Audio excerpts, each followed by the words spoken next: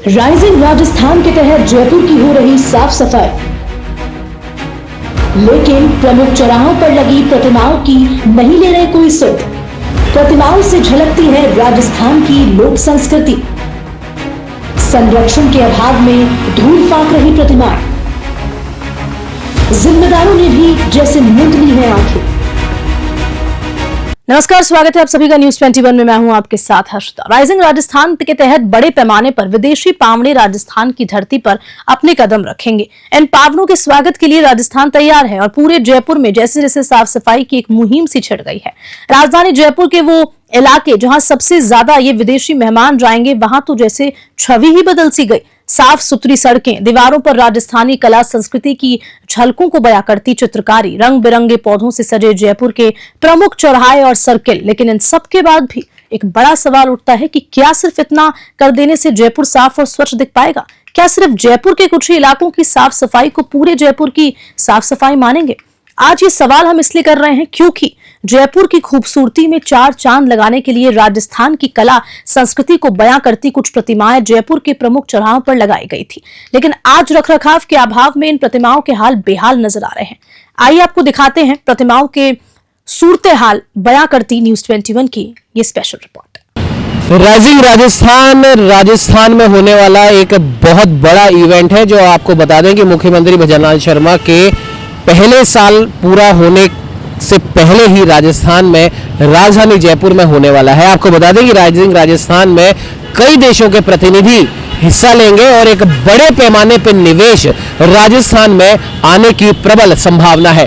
Rising Rajasthan को देखते हुए, क्योंकि यहाँ पर विदेशी पावड़े आएंगे, आप देख सकते हैं मेरे पीछे कि साफ सफाई का काम बदस्तूर जारी है और पूरे जयपुर को एक तरीके से साफ किया जा रहा है। दीवारों पे रंग रोगन किया जा रहा है। कई प्रकार के जो हम कह सकते हैं जयपुर की, राजस्थान की जो कला और संस्कृति है, उन्हें दीवारों पर उकेरा जा रहा है।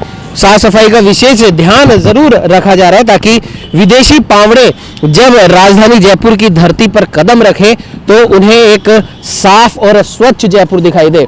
लेकिन उसके उलट एक तस्वीर ये भी है, आप मेरे कैमरामैन की नज़र से आप देख सकते हैं, ये कांसे की जो मूर्तियां जो बनाई गई थी, कई साल इन्हें बनाए हुए हो चुके हैं।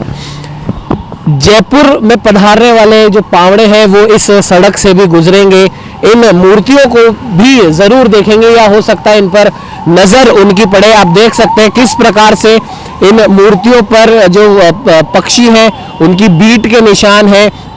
पूरी तरीके से धूल खा रही है ये मूर्तियां। और आगे मैं आपको नज़ारा दिखाना चाहूँगा कि जिस प्रकार से साफ सफाई का ध्यान राजधानी की सड़कों पे रखा जा रहा है, राजधानी के डिवाइडरों पे रखा जा रहा है, रंग रोगन दीवारों पे हो रहा है, लेकिन क्या इन मूर्तियों का कोई धनी धोरी नहीं है?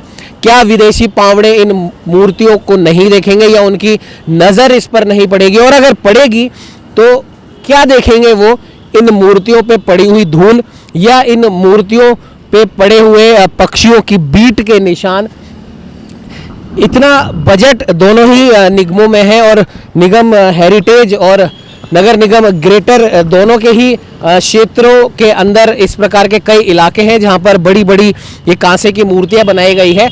आपको बता दें कि राजमहल चौराहे के समीप ये मूर्तियां लगी हुई है और देख सकते हैं कि किस प्रकार से इन पे दाग धब्बे हैं और अगर छू के भी अगर देखें तो धूल इन पर कितनी जमी हुई है ये साफ देखा जा सकता है।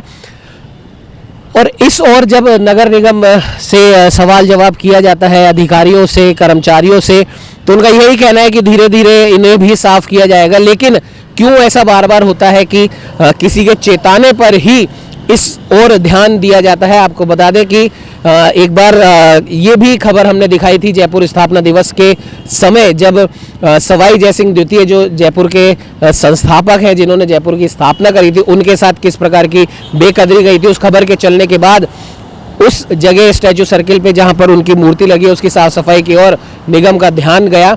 लेकिन क्या सिर्फ, जैसा कि हमने शुरू में बोला कि चेताने के बाद ही क्या दोनों ही निगम के अधिकारी, कर्मचारी, मेयर, कमिश्नर जागते हैं अपनी नींद से और उसके बाद इन मूर्तियों की साफ सफाई का उन्हें ध्यान आता है, या फिर वो इतने व्यस्त हैं कि उन्हें सिर्फ उन्हीं मार्गों का, उन्हीं सड़कों का ध्यान है जिस सड़क से, जिस मार्ग से ये विदेशी पावड़े गुजरेंगे?